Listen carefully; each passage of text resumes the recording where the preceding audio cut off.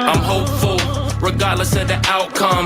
Boost up positive energy without one. Sorry about the jab, I'm on a holy field. I'm bearing fruit, but demons try to eat them like Yoshi meal. I'll piss them off the Batman like Falcone deals. Jungle full of predators, I know how Mowgli feels. So I got the fire, refuse to live in fear. I can spot suppliers in a fresh drugs. Call me private label, I be leaving. Oh yeah, welcome to episode 151 of the Permaculture Pimpcast, the only Pimpcast on planet Earth where we discuss permaculture, preparedness, and practical living. Thanks everybody with me tonight, and if you would hit that thumbs up so they know to immediately suppress us. And I'm going to be flying solo tonight. Michelle's feeling a bit under the weather. In fact, she's been kind of locked up pretty much all day. Almost flu-like symptoms, something definitely going around. I hear a number of others got the same thing going on. This episode is always brought to you by Hickory Ridge Soap from TwoOldCrowsHomestead.com. Turn that simp into a pimp. Bam! Heaven's Harvest, y'all, 10% off with promo code PERMA. And I'm going to give you a whole lot of reasons tonight where you might want to put, how do I say it? You might want to put preparedness in the front seat of all the things you got going on, even at this holiday season, because you know as well as I do, these ho-ho-hos up in Washington are doing everything. If you had a map for stupidity, or if you were to look up stupidity in the dictionary, they'd just have pictures. Yeah, all of Congress right there. Yeah, so anyway, I digress, y'all. 10% off with promo code PERMA at Heaven's Harvest. Remember, we always teach you, source everything you possibly can, and then fill in the gaps with some of these other places. I'm not going to tell you, I know a lot of people want to hear me say this sort of thing in terms of advertisers, but I don't roll that way. If you can source all of your dry goods, and there are a number of places out there, you could even though rice went up, and I want to say about $10 in the last several months, that's something I track pretty regularly. And even still at $25 for a 50-pound bag, it's still a bargain in my view, at least with the way things are going right now. All right, if you want to check us out on the Fountain app, you can also listen to us over there in the audio portion. You can also listen to us anywhere you listen to podcasts. And feel free to leave us comments over there. Now, the problem with Fountain is I can't exactly read the comments right now, but if you want to drop some derivation of Bitcoin that they call SATs over there, SATs, you can do that there. So drop some SATs on some PIMPs. Remember, PIMP stands for Permaculture is my passion. All right, I'm not going to fool around, y'all. I'm going to get right into it. And once again, I want to thank everybody out there in the chat. Fed up. Let me just go ahead and answer that one right off. Hey, Billy, what's your honest opinion on that deer antler velvet? I got to say, when I was using it, man, I was like gaining muscle and I shouldn't have been. I'm on other things right now and I'm doing other protocols, and I'm kind of, the battery of vitamins that I take is probably about 100 a day. So to find out, I'm doing a lot of R&D, things I'm not really going to talk about right now. I got to basically ease off of other things so I know the effects of the other things, because I don't know if it's the cart or the horse when you get down to brass tacks. So yeah, it did just fine for me when I was using it before, but I'm on the other, let's call it healing modalities or life hacks, all that other stuff like that. So yeah, thanks everybody out here. Saw his comment early on. Now it's with a heavy heart, y'all. I got to say that the Mrazinski, I can never say their name right. Wonderful, nice people. Mrazinski Family Homestead, they lost a 4-year-old boy. Beautiful little child. And yeah, they got a GoFundMe going. We've already donated yesterday, and it's just awful. I forget the nature of the illness and you know how he passed on, but man, it's always tough when you hear about a loss, but it's especially tough when you hear about kids, especially when you have a love and affinity for kids the way I do, and I just can't even imagine. We've had a couple of children in my family. I had a nephew and a niece all pass away at a very, very young age, like 7, 8 years old, around that range, man. And it's tragic no matter what. But man, you just anguish for the parents out there. So please, folks, give your prayers to the Marinskis, and also, if you can, donate to the GoFundMe. I listed it at the top of the chat. It's under Billy Bond. It's kind of passed on right now. I'm working solo, so I can't exactly work the screen and everything else. But Yeah, y'all. At the very people say, look, praying is the only thing I can do. Look, I got news for y'all. It's the all you can do. It's the most you can do. It is. So don't diminish what your prayers do, because it means, I mean, prayers for me more than once have meant all the difference in the world. And like I said, it is, you know, you're going to the secret place of the Most High, as Psalm 91 says. So, yeah, send up your prayers for those folks. And if you can donate, please do. All right. So other farm news going on right now. Today's another one of those days. It's like Groundhog Day around here, where I'm putting out a lot of compost extract. You've heard me talk about it so much, you're probably sick of hearing me talk about it. But the fact of it is, y'all, the results, we had a demarcation point. I wish there's no way to actually show it on the camera. It is crazy how the areas where we actually hit with the extract, and we're using a sprinkler to do it. I did a video on it a while back. You can see the demarcation point where that extract stopped and where the regular stuff started. The recovery is astonishing. And I'm not overstating it, y'all. I mean, I've been putting this stuff out like crazy. So I did the entire pastures. That's all taken care of. It, you know, it got done. And now I'm doing something of an experiment that I know is going to work. I mean, I've already seen it. But because this stuff is so fungal dominant, I got it going on. I'm basically giving the fungus of my compost a lunchbox as it goes out, as Dr. Ingham calls it. So for me, I had a conversation, strangely enough, with Eric earlier in the week, Eric Sider, that is. And he talked about using wheat flour the thing is, we tested his compost and this stuff was off the charts. It was fantastic.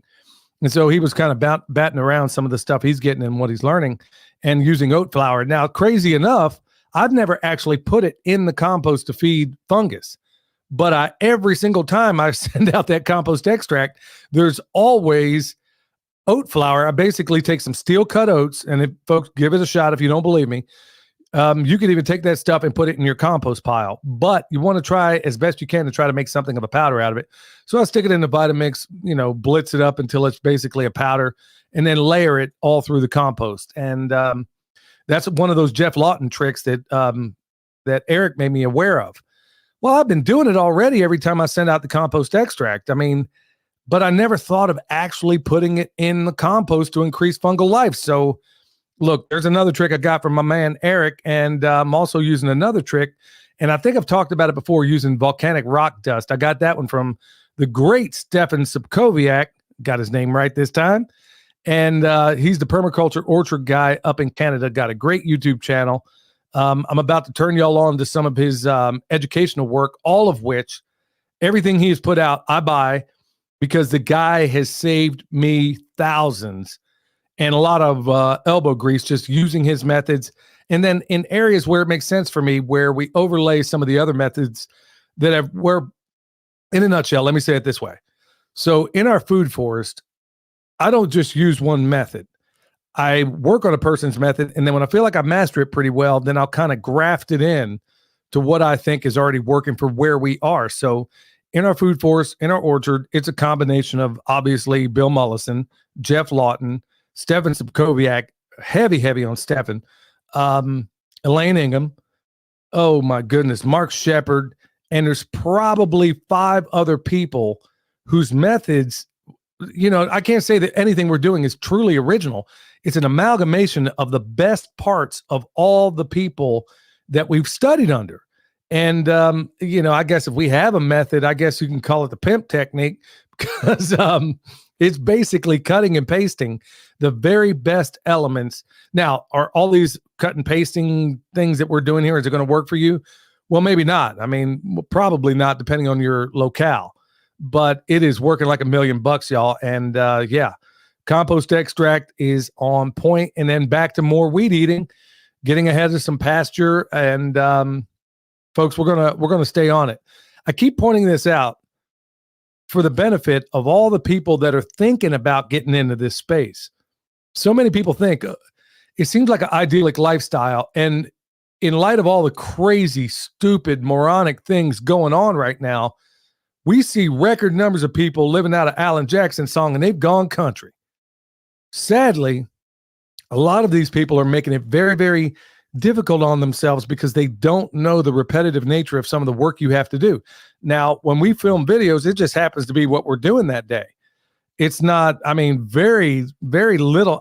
There's almost no, I probably have a lot more subscribers if we spend a little more time on editing and stuff like that. But the idea is we're a how-to channel.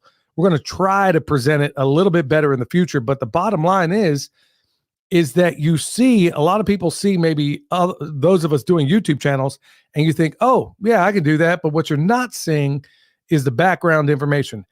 Getting up early in the morning, rain, sleet, or snow, you're out there. You feel sick? Bad news. You still got to take care of those animals.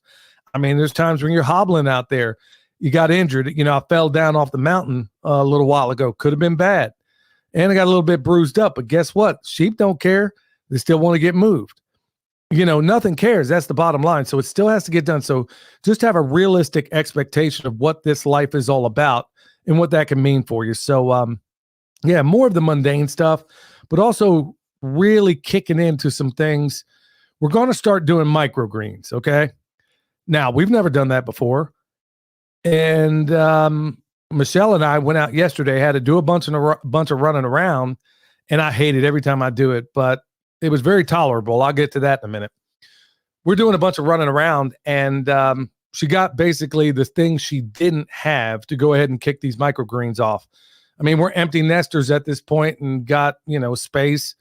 So we're like, okay, maybe we'll take one of these rooms, basically the lab on the other side of this wall, instead of just having a microscope lab where we look at it and examine compost and stuff like that. Maybe we can go ahead and kick off some microgreens in there. And that's going to be the case. Because honestly, y'all, if you taste fresh microgreens, I mean, that are just literally cut with the scissors, and then you taste, I don't care what store you go to, if they didn't cut them that day, they do not taste the same. So I'm like, okay, this is silly, man. You can go broke, absolutely broke buying microgreens full of all the wonderful things out there. But why not just grow them myself? I mean, that's one more thing to add into what we're doing, but hey, we're going to take it on. So that's going to be one of the next things we kick off, microgreens, because honestly, I'm getting my diet back in order. Yeah, I'm going to tell you straight, I'm going to trip on Christmas because I know Michelle is going to lose her ever-loving mind, probably, pumpkin pies, who knows. So I'll trip that one day. But outside of that, it's back to the diet and doing the things that I'm supposed to. Because really, what good is all these hacks and everything if you're eating junk? I'm not really eating junk so much as being, I need to be extremely cautious about my carbohydrate intake. And this time of year, it's easy to kind of fall away when it gets cold. People feel compelled to be inside a little bit more. And I'm no different. And I got a sweet tooth just like everybody else. All right, some other farm news. I'm gonna drop a look, y'all. This is valuable. Now, I've been a butcher for a long time, and I've taught a lot of classes. I was, got all the, I don't know, not that they mean anything, but credentials or whatever the case may be. There's not one part of butchery that I don't feel comfortable around. But one of the things, I think I was telling Ben Holler about it a while back, where folks and the reason I'm bringing this up is because it's going to be a video that I do, but I want you to kind of get ahead of it and think about it. Because you don't necessarily have to buy a whole animal. You can go check out my man, Jack Spearco, and he sent me a video that he did on TikTok where he's buying pieces of a cow from, let's say, Costco or Sam's or whatever, and he'll take it back to the house and process it himself. And he's getting some really awesome Denver steaks and a number of other things out of the deal. So when he does that, not only is he saving a pile of money, but I mean, good night. You can't beat it. So here's what I'm going to suggest to everybody. So when I do my sausage, people really don't understand why I leave everything loose, why I almost never put anything in casings. Now, as far as casings go, you got the intestines you can use. I'm not a big fan of that because I don't like the spongy nature of it. But I'll tell you what I do like, what I don't mind is beef collagen casings. Okay, so why not just put them in beef collagen casings? Because honestly, there's a better way that I learned years ago from a barbecue place in Kansas City.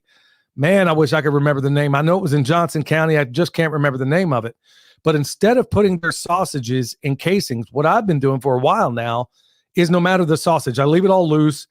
And let's say I make up some jalapeno sausage. Okay, instead of putting them in the casings and having to deal with a whole nother set of equipment, this is the coolest trick. Instead, use corn husks and roll them up like you would a tamale. For real. I'm telling y'all, it is the coolest trick ever when it comes to making sausage. And it's one of my favorite methods of doing it.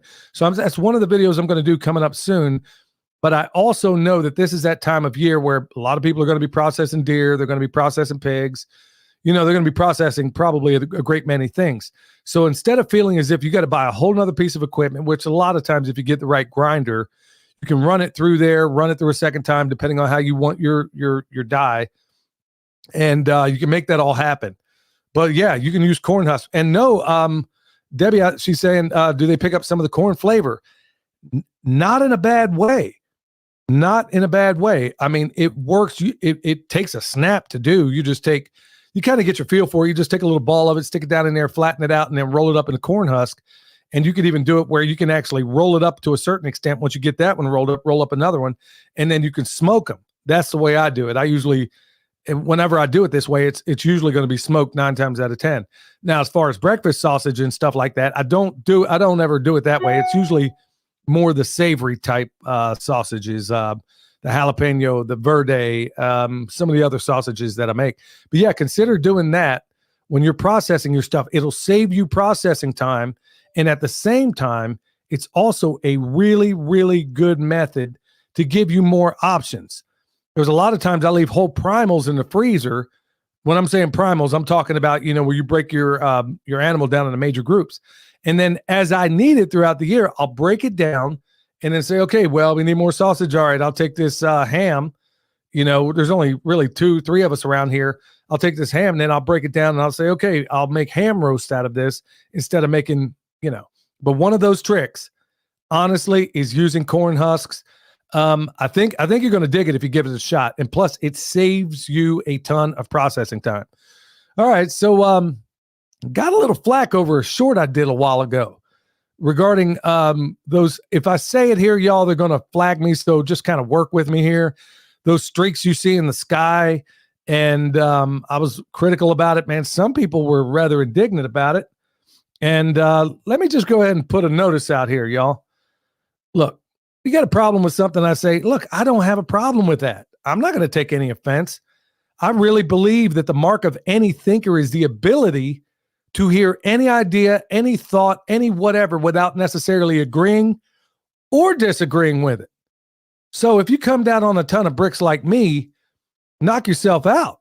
I can examine any kind of criticism. I don't mind it. In fact, I prefer to be edified. If you doubt me, ask Pastor Lon, because he's had to straighten me out a time or two.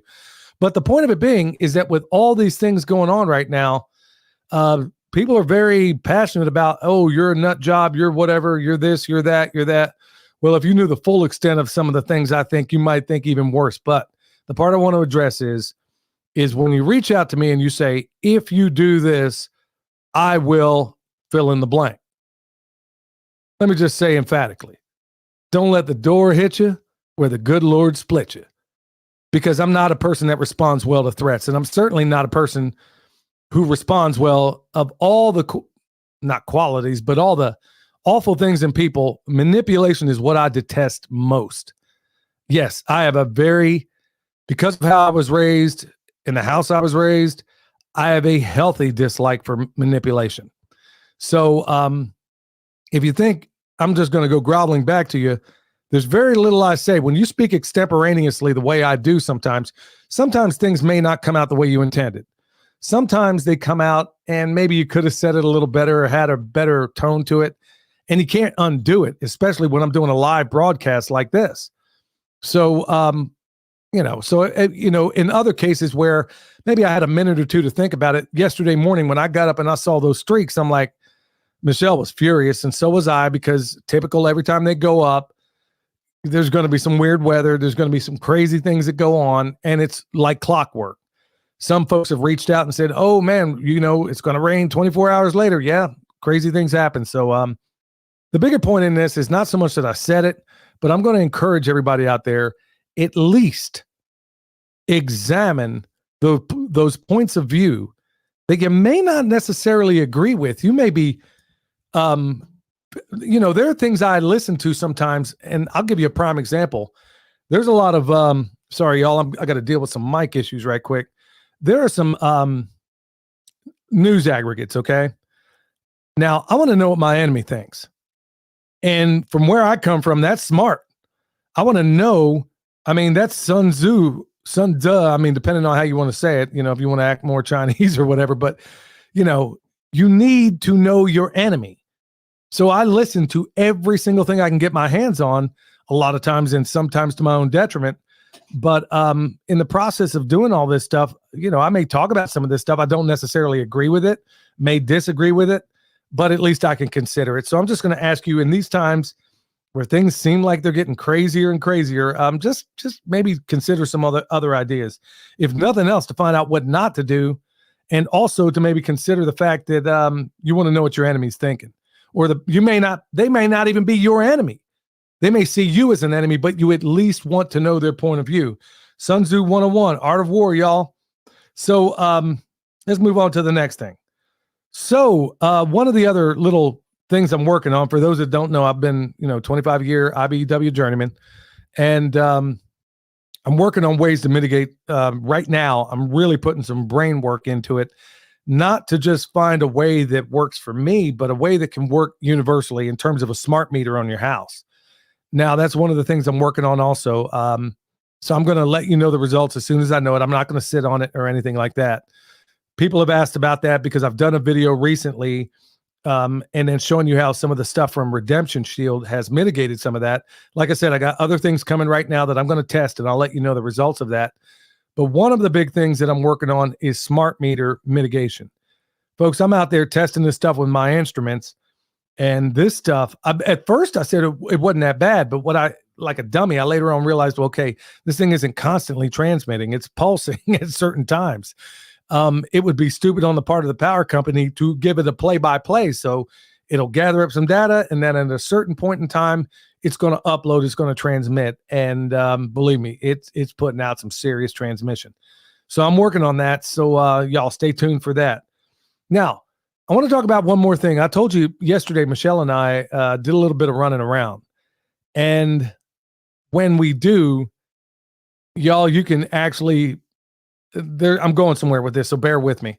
When we do any running around, there's a combination of a bunch of things going on. Number one, I'm not a person that ever feels like he needs a vacation, because honestly, I love what I do. I jump out of bed every day. Can't wait to go out there and do it. Can't wait for the next adventure. I literally live my dreams. So I never feel a need to escape, or any thought of escapism never, crosses my mind. So we have to do a bunch of running around town. I know people enjoy that sort of thing. I ain't one of them. And Michelle ain't either, especially ever since the whole pestilence thing came across, everything just doesn't feel the same. But we had to do especially a lot of running around yesterday.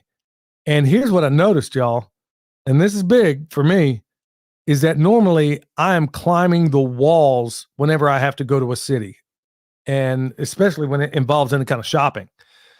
And I was like, okay, we're sitting outside the store and waiting on Michelle, and I am easy like Sunday morning, and I can't figure out why. It's so chill. I'm so chill that I'm like, I don't understand what's going on right now. And then it hit me. I was like, man, I've been chill for like 2 days now. Oh, snap. The only thing I changed, was taking those cold showers, y'all. So I started that up. I kid you. When I did them before, it was always in the evening. So I didn't have a basis of comparison to how it did during the day. Y'all, for 2 days straight, it's like things can happen. And I've never taken Prozac or any stuff like that, but I've heard from other people that have that, you just feel like you're a zombie. You're not really there. You're just kind of occupying your body. I'm telling you what, the only thing that accounts for it are these cold showers. I'm not aggravated. I'm not irritated. I mean, yeah, I've been doing a meditation so I can get over that stuff, because like I said, there's a reason I don't leave much. I leave if I'm going to be in the company of the people that are in this chat right now.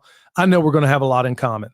But if I got to listen to some marching in town tell me that, he's some trans-testicle polar bear, y'all, I ain't digging it. So, I mean, that's just how I'm built. But I got to say, these cold showers, 2 days, well, I guess this make 3 days right now. I mean, normally my tension is through the roof when I got to go to town, and I'm like so chill. So when Michelle got out of the store, got in the truck, and I'm like, hey, you ain't going to believe this, man, but I am not tripping right now. And so she got a good laugh out of it too, I think. And so did I. And I'm like, good night, man. These cold showers, it sucks. I ain't even going to lie to you.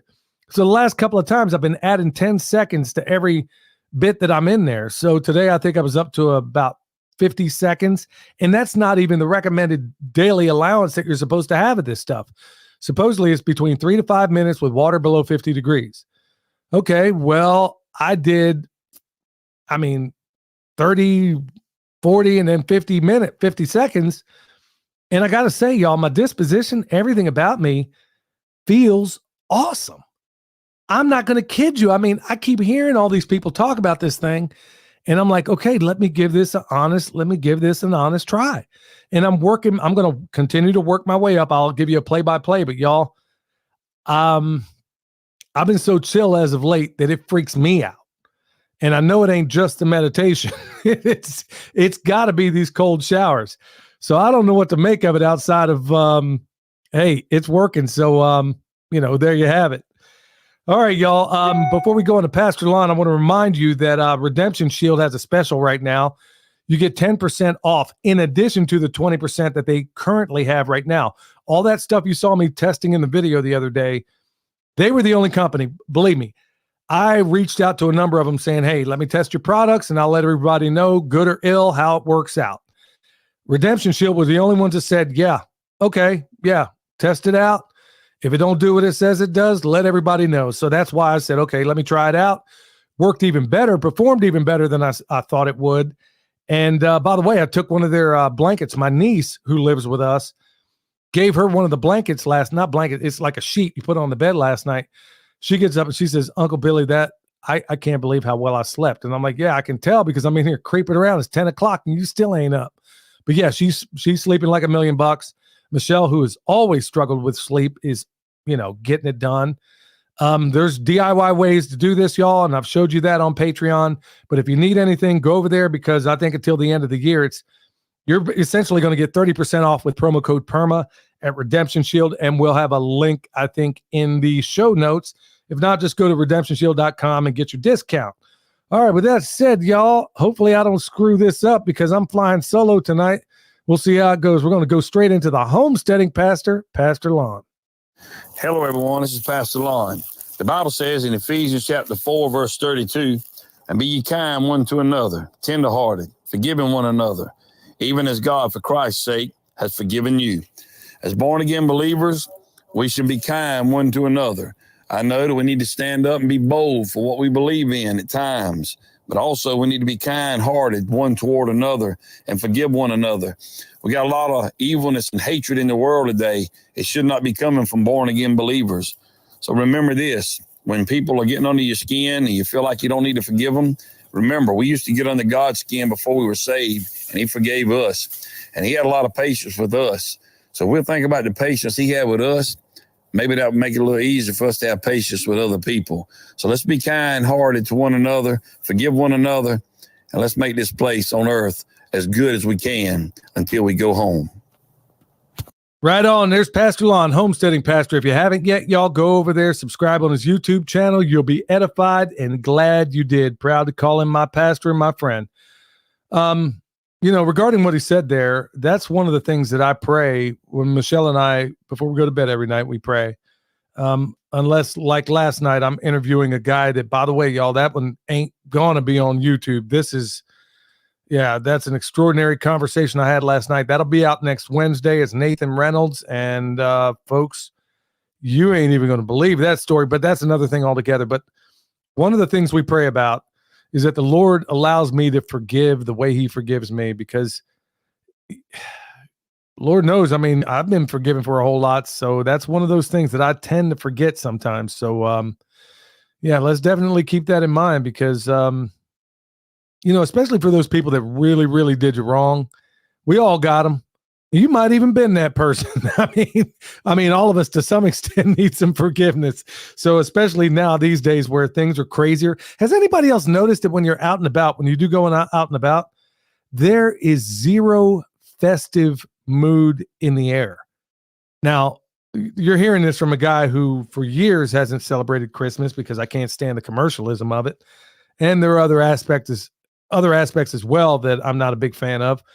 But you could always, around this time of year, you'd always get that, you kind of get that, I don't know, festive feeling. It always felt like it. But as of late, everywhere I turn, it doesn't seem like there's even the slightest bit of any, what they call Christmas cheer. So, holler if you hear me, y'all, because for some reason, I think I know the reasons why, but I'm definitely not seeing it.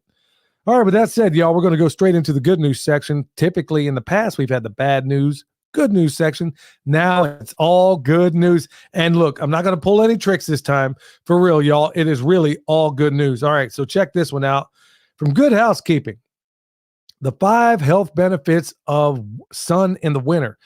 Reason why I'm bringing this up, y'all, when it gets cold outside now, granted, here I am in the mountains of North Carolina, and we have the kind of place that, don't get jealous because I'm going to tell you the honest truth.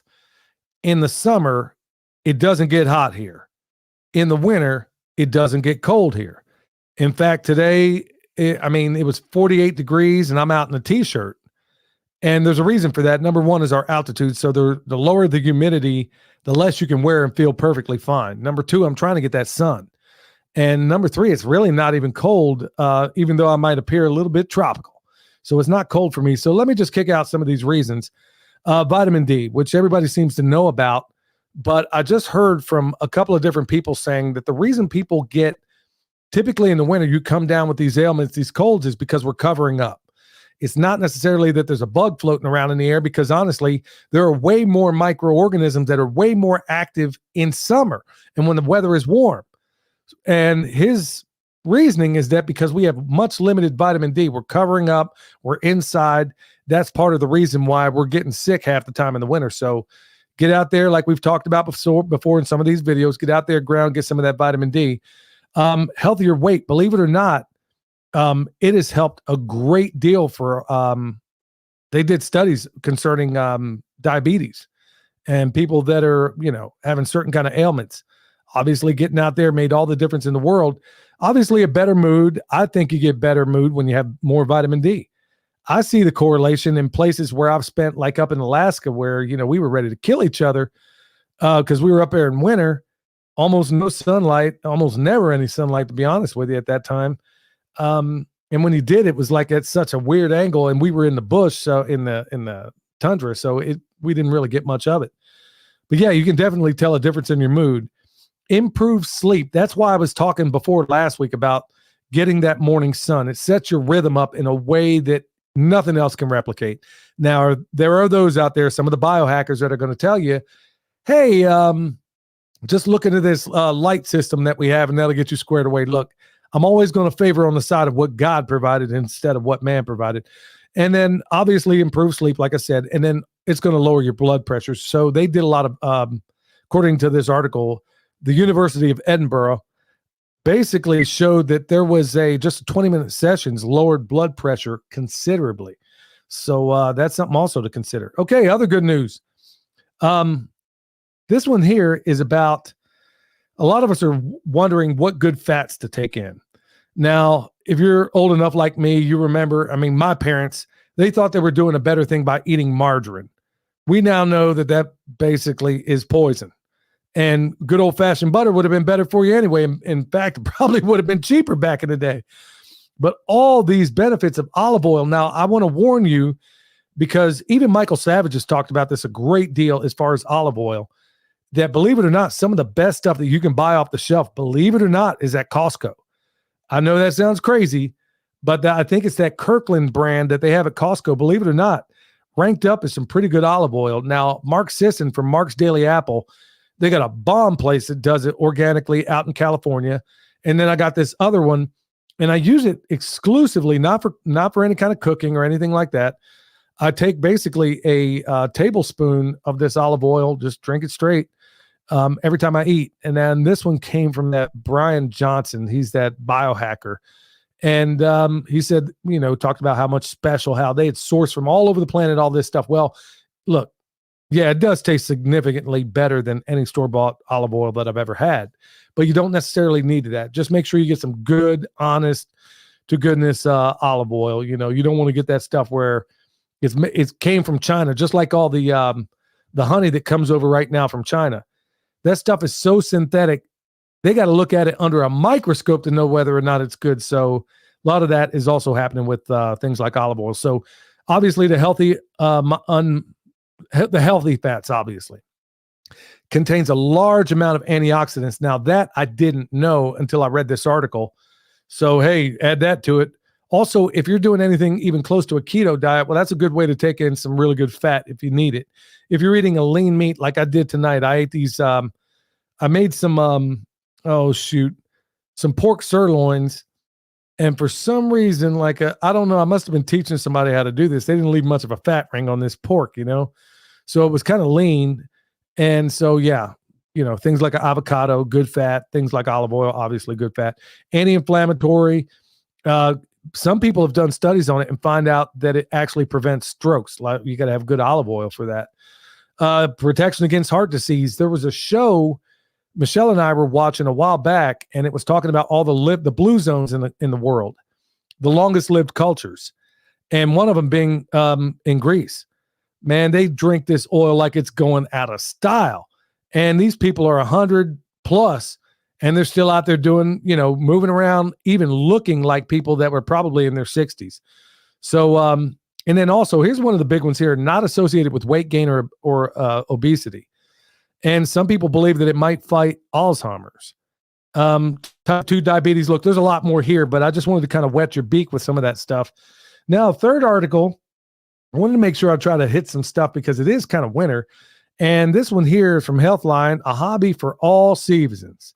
7 science-backed benefits of indoor plants. I'm just going to give you the highlights on this one. And some of them are going to seem self-evident, but yeah, they can reduce stress levels.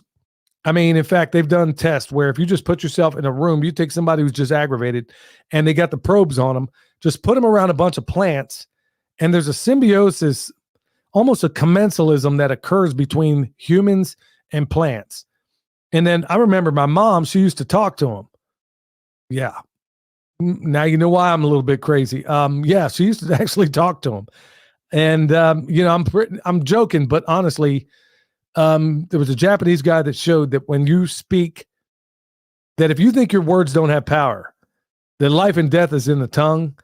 There was a Japanese guy, and I keep forgetting to go look up his name, did that experiment with the water, where he would literally write on tags, put it on a bottle of water, say, like, I hate you on a bottle of water, put another one, I love you.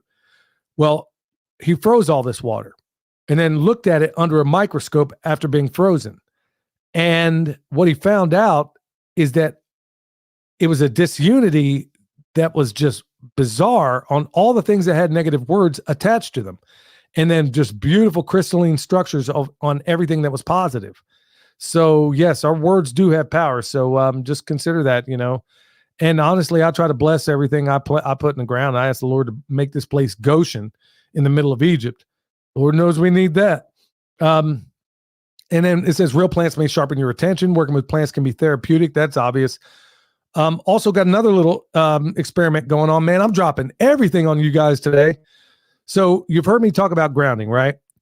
Well, think about this.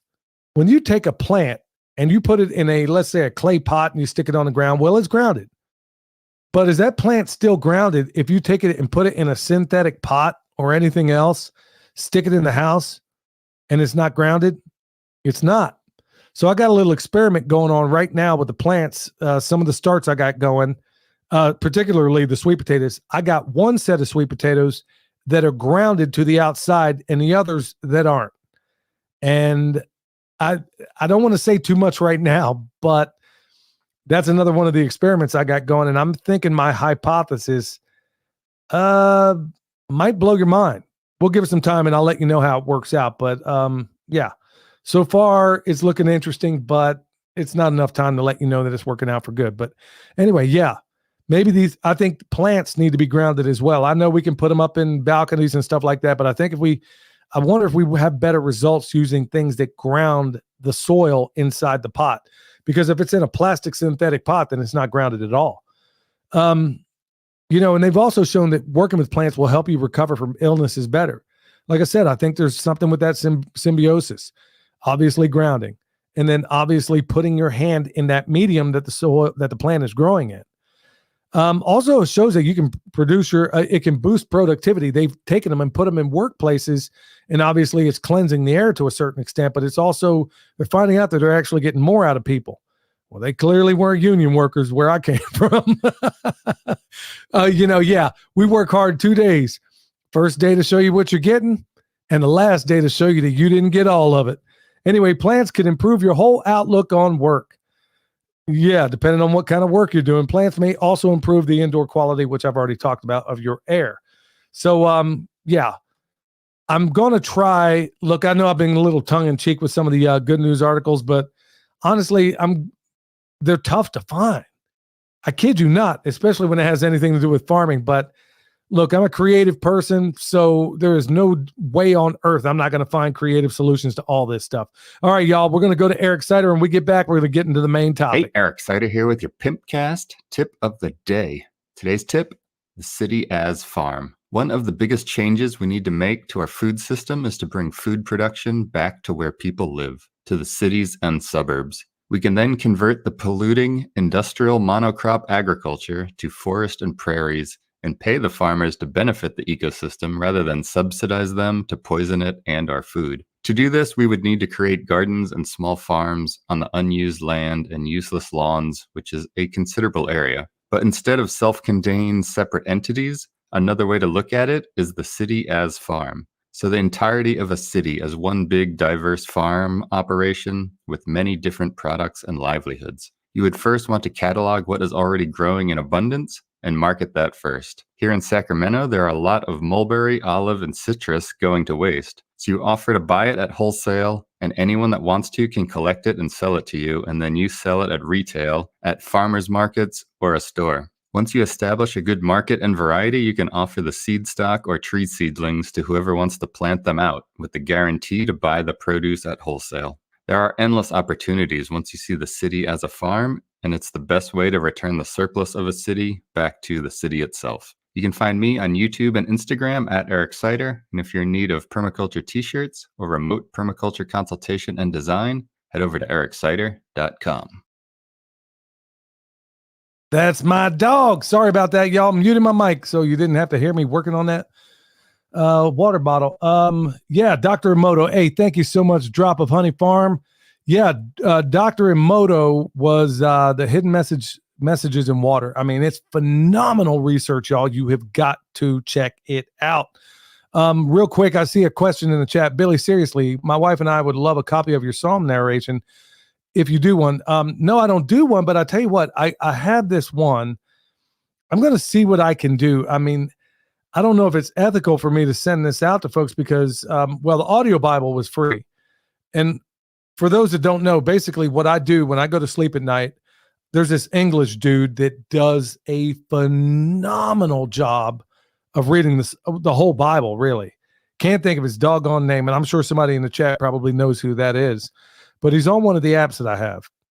And so I was talking about the other day that I think, there are these healing whole tones. I went to Whole Tones and I purchased some of their music. And I basically, y'all, I'm not even going to lie to you. I'm so third world on this tech stuff that I basically took one phone with my old phone and an iPad and I recorded it to basically put myself to bed every night. And then I did another version of it, of me motivating myself, trying to become a better person, trying to become a better everything. And I'm doing it up against this music, these healing frequencies, these 444 hertz. Excuse me, I had a cough. 444 hertz and 528, and there's a number of other healing frequencies. Let me see what I can do on that whole, because honestly, I'm telling y'all, it works. I'm waking up. refreshed. I'm doing everything I know how to do. And I'm like, man, I'm going to sleep no time at all, waking up, feeling like $1,000,000. And I'll be honest with you, one of the biggest things I would fight in the morning was waking up and already having negative thoughts. How many of you deal with that same thing? I mean, I wake up in the morning, and yeah, the enemy's already working on me. So that's why I pray before I even get out of bed. Here lately, I'm finding out that when I go to sleep and I'm listening to the Psalms and I'm listening to these healing frequencies, I sleep deeper. In fact, I don't even have to sleep as long. And I wake up feeling like I can go after Moby Dick in a rowboat and take the tartar sauce with me. That's honestly how I've been feeling as of late. All right, before we get into the main stuff here, y'all, EMP Shield, $50 off with promo code PERMA. I've been a journeyman electrician for a long time, y'all, and your number one threat is always going to be lightning. And that's why I reached out to EMP Shield. That's the same with every other advertiser on this show, y'all. If the stuff doesn't work, believe me, I ain't going to screw my reputation up by telling you that it does. EMP Shield, the best in the business. If anything gets downstream of it, they cover you for 25 G's. That's how much they believe in their product. But you can get $50 off with, you need something to cover your car, you need something to cover the house. They got it all, your generator, you name it.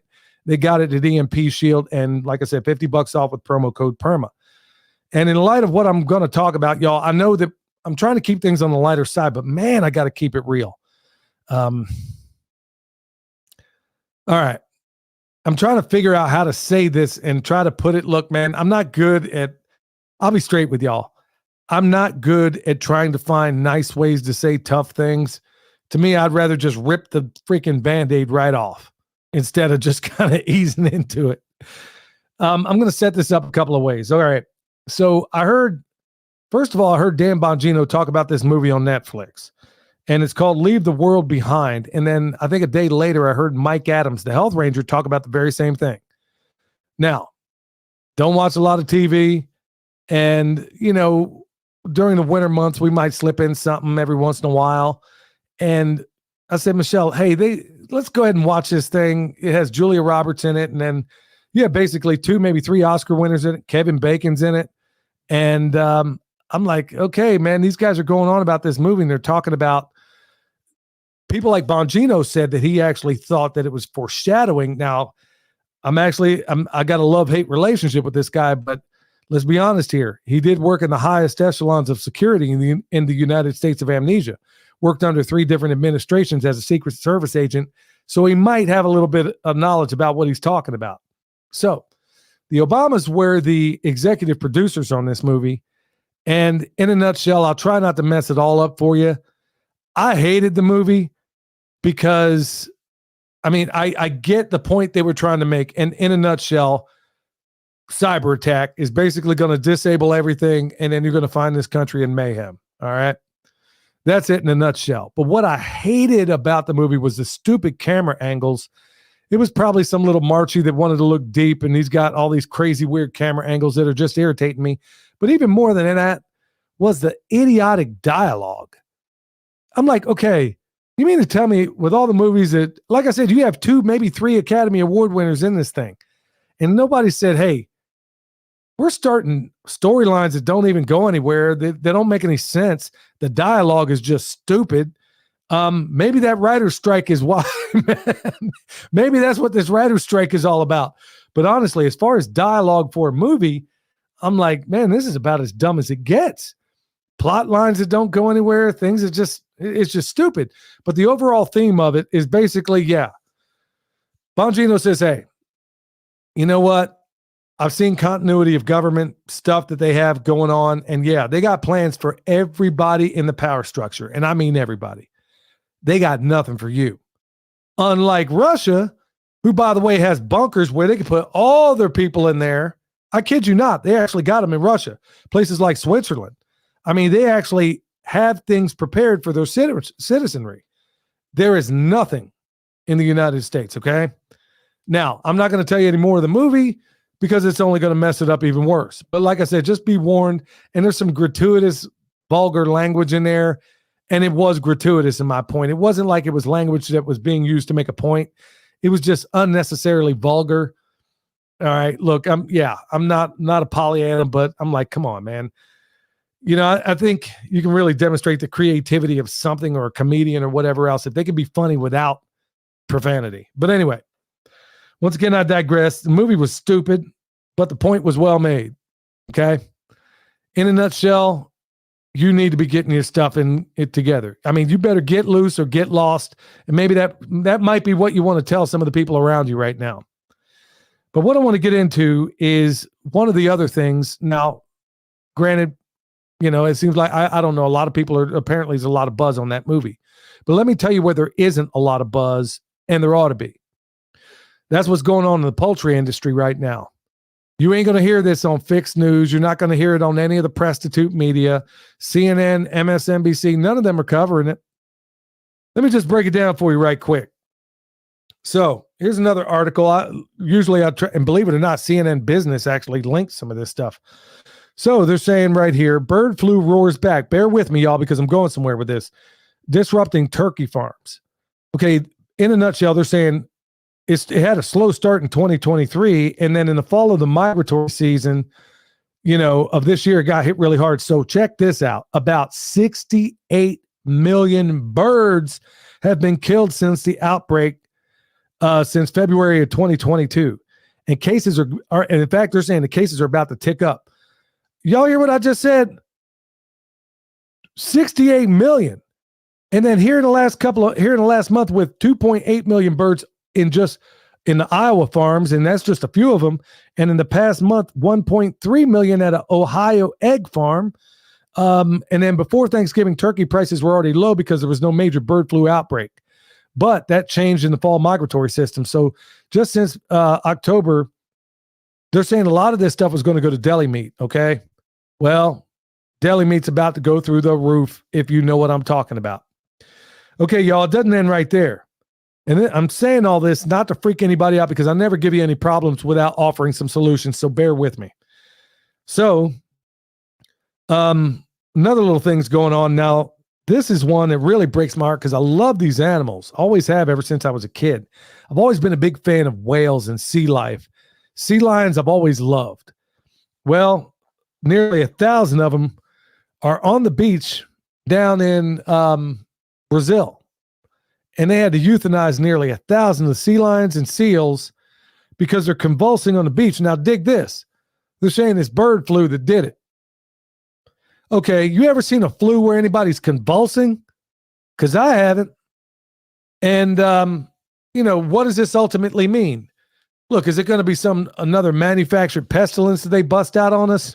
Maybe, possibly, maybe even probably. We've been a little bit harder to kill than maybe some of them expected. So maybe they think they'll, try to get closer to the Deagle report numbers, using other means. All the other things maybe ain't doing it fast enough. But they're saying basically that all these seals and sea lions caught the bird flu. You dig that? You just dropped. Do you have any idea what turkey, and it ain't just turkey, they're talking about chickens up in here too. Now, the common sense thing is because, where they've gone around euthanizing pigs because they get the flu. Guess what? I've had pigs with the flu. And guess what? The pig I just ate tonight had the freaking flu. And I ate him. Yeah. Well, I let him get healed up first. I mean, I didn't, my point being, a lot of times they recover. And if they do recover, those are animals you want to propagate. This is just common sense. When have you ever heard anybody say, hey, little Billy Bubba over there has the flu. Maybe we ought to, euthanize him. Doesn't make any sense. But why does it make sense when we're talking about animals? Why not first of all, they're using that same test that they use. Now, I got to be careful about how I say this or they'll, you know the deal. They're using the very same test that they used in that latest manufactured pestilence. The test that ain't no good that gives about as many false positives as whatever else. Yeah, that's what they're using. So you just euthanized. I ain't believing in some flu. I don't even know what it is, y'all. All I'm saying is that the powers that shouldn't be are openly telling you right now that it's about to get stupid. There is nothing I would rather do than talk permaculture 100% of the time. In fact, when we started this show, that was 99% of what we started off doing. But as things start to ramp up and get dumber and dumber and dumber, I feel like I got to cover this stuff because I know you're not hearing it. And a lot of you are working a regular job, man. And you don't have time to keep up with all this. So I feel like to a certain extent, I got to cover this. But like I said, I'll never offer a problem to which I don't provide at least one or two solutions. So look, I'm going to reach into the bank of permaculture and I'm going to offer some things because you don't need to be Edgar Casey to see what's going on here. Okay. And where this thing is leading. Food is already a fortune. We've talked about it a little bit before in the beginning of this podcast. Okay. It is a fortune. It's going to get higher. There are some of you listening right now that do have chickens and let it get bad enough out there. And they're going to try to convince you to euthanize your own birds. I guarantee it. If it gets worse, I guarantee they're going to do it just like they did before. Or they're going to have some gumshoe roll up on your property and tell you, hey, I'm here to take it. And then to which I'll just leave it to you as to how you're going to deal with that. It could be any number of sources. But look, as we get on shakier and shakier ground, when it comes to our poultry, folks, seriously think outside the box as much as you can about alternate ways in feeding your animals, and particularly your chickens, because that seems to be where they're heading right now. And what do I mean by that? We've talked about a number of different methods. I mean, look, if you have your chickens in a holding pen, you could easily do a deep bedding method all through the winter, all year long, really, and just do the deep bedding method. Basically, you throw your carbon out there. You could throw the food scraps out there. Food scraps are easy enough to find depending on how close you are to a city center. Even if you don't, I've talked before about the number of places you can go to, whether it's high schools, junior highs, elementary, you name it. Push come to shove, you can probably find enough food scraps if you couldn't afford the conventional feed. You can do the conventional feed, but that costs money. You can do food scraps and supplement with conventional feed, which is also a really good strategy, especially if you're new to this sort of thing, because your chickens may be missing something. You may not know, your protein intake may not be up to snuff, and then you're going to have egg problems, then you're going to have bird problems. Be thinking about these other things. Chicken tractor on steroids. Eric talked about it last week. We tested his compost. I mean, it is the most revolutionary chicken system on the planet.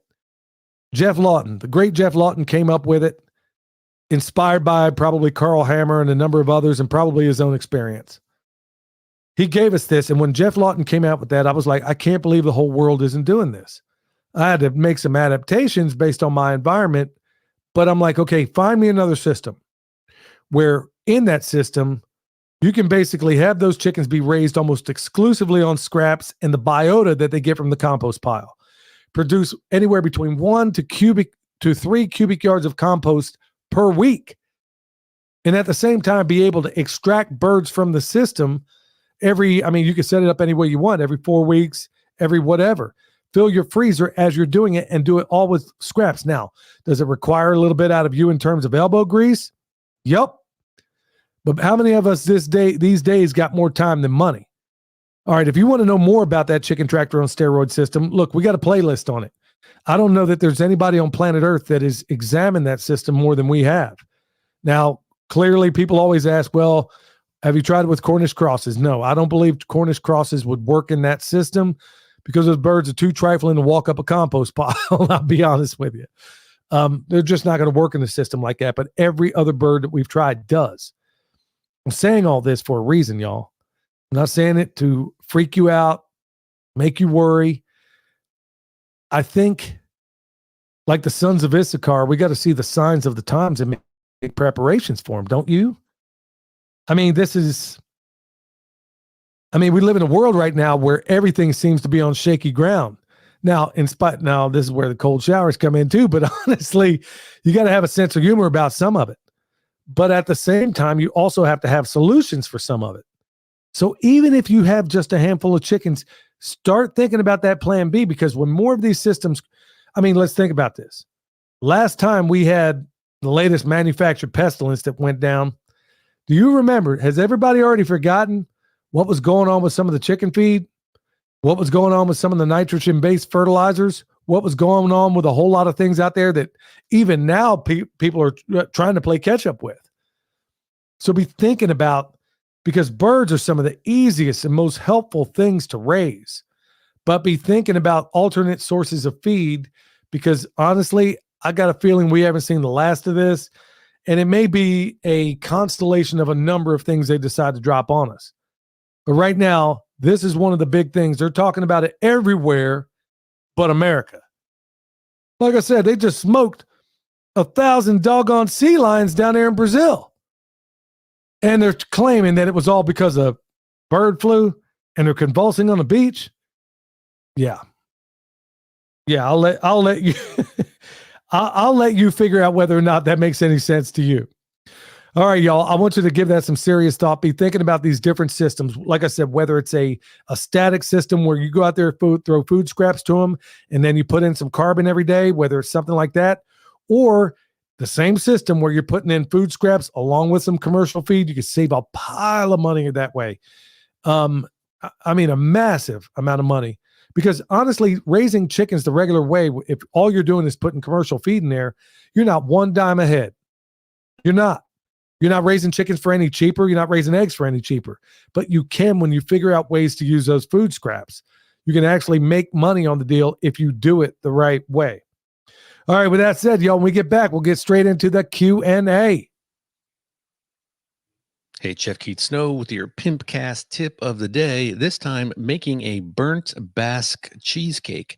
This is a Spanish dessert that is rather famous. In a stand mixer, add 2 pounds, that's 4 8-ounce packages of cream cheese that has been left to warm up to room temperature. And with the whisk attachment, mix that well for about 2 minutes. Scrape down the sides, then add 2 cups of heavy cream. Slowly incorporate that with the whisk. Then add 1 teaspoon vanilla, half teaspoon of sea salt, and 2 tablespoons of sifted flour. Again, mix this very well. Stop the mixer and scrape down the sides several times. Then add 6 eggs, one at a time, and mix in between the addition of each egg. Then pour this mixture into a parchment-lined springform pan placed on a sheet tray.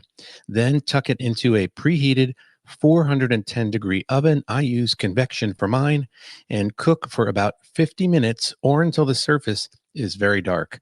Remove from the oven. It should be rather jiggly when you take it out, and allow it to cool for 1 to 2 hours. Then remove the springform pan. You can either serve it now and it'll be room temp, or you can chill in the fridge, and it is amazing. With the holidays coming, this is a great dessert to make. I hope you give it a try. For more culinary content and information just like this, check out harvesteating.com. Bam! Chef Keith Snow, man. Boy, don't be on any diets when he's around. I'm sitting here, man, a Basque cheesecake. Oh, man. Good night, Chef Snow. What are you doing to me? Anyway, y'all, he's got some ballin' coffee and some ballin' spices. Michelle bought some the other day. And, yeah, fantastic. All right, y'all, this segment of the show brought to you by the TexasBoys.com. They got 5% off of everything on their site, and they're the only people I know of on the planet that got a food forest in a box. I got some growing down there right now as we speak. TD and the boys over there are excellent, and it's probably the most suppressed YouTube channel. Well, I'm probably going to catch up with them pretty doggone quick. Now, somebody in the chat mentioned something about Ice Age Farmer. I don't know what happened to that dude. It's like he just fell off the earth. He actually gave me a shout out a while back regarding, in fact, it's funny somebody brought him up. He actually gave me a shout out in one of his last videos about the chicken tractor on steroids. So, yeah, that was pretty cool. But I mean, nobody seems to know where he is. Of course, some rumors spread about. I mean, somebody says he's been snatched up by this or that or whatever the case may be. Who even knows, man? I mean, these days, man, they're just looking to get rid of anybody. I mean, that dude was really dropping some really good information. So if anybody knows where he is or has his videos, please let me know. All right, Dylan writes, I'm going to have to condense this, but basically a while back, Miss Hastings, she was the one that had those goats that got jabbed in the neck, y'all. I don't care what the officials say. Look, I've seen dog attacks, witnessed them up close and personal. Ain't a dog alive that leaves a single puncture wound in the neck of a freaking animal that it kills. Yeah, call Ripley's if that's what it is. But anyway, that's what the people that supposedly did the examination. I smell a rat, and I smell a big one. All right, so anybody out there got any comments? If not, I guess we'll go ahead and probably yapped on a little bit longer than I should because it's me in here by myself, and I've been known to basically rap on a little bit more and more. Once again, folks, I want to remind you, I know we talked about it at the beginning of the show, the Mrzinskis, they got a tough name to pronounce, but it's the Mrzinski family homestead. And if you go back to the very beginning of it, I'm going to try to leave it in the show notes down below or put it in the comments after this thing airs. And yeah, they lost a 4-year-old boy, and it's tragic. And they got a GoFundMe. We've already donated. And look, I know money's tight these days, but if you can help out, they'd very much need it. They're good folks. I've met them on several occasions. Every single time, they're very, very wonderful, sweet people. And yeah, so my heart goes out to them and everybody else that's lost anybody. It seems like there's a lot of that as of late. All right, y'all. I want to thank you so much for your time. Thank you so much for everybody in the chat. Sorry, I can't look at the comments right now. I know they're out there, but I'm afraid I can't see any right now. But thank you so much for everybody, and thank you for the. Thanks everybody for the shout outs, and thank you for the help. Please pass this far and wide because they're back in the suppression mode, y'all. So that's going to do it for me. Until next time, stay alert, stay alive. Just a carbon copy, you sitting that manicotti. Yeah, I'm talking saucy. All they want to build is a prison world full of pet Tamagotchis. The kamikaze got me out of body like I'm Goku SS3. They want to push me to the center like a cell. They want to spin up at the center of the nexus. Me. They want me to bow down, but I'm a warrior. I'm a warrior. I will never bow down, 'cause I'm a warrior. I'm a warrior. They want me to bow down, but I'm a warrior.